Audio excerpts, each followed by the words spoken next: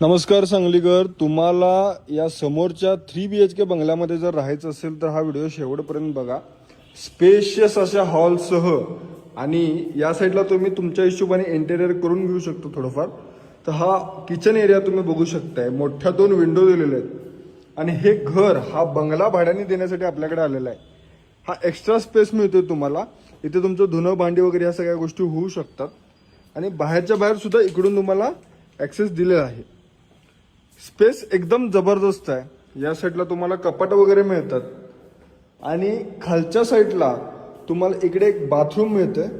या साईडला wash basin आणि ही बेडरूम. बाथरूममध्ये या साईडला तुम्हाला एक कमोड सुद्धा अवेलेबल आहे. खालच्या खाली बेडरूम असल्यामुळे तुमच्या घरी जर वयस्कर कोण असतील तर तुम्हाला अजिबात कोणतीही टेन्शन घ्यायची गरज नाही आहे.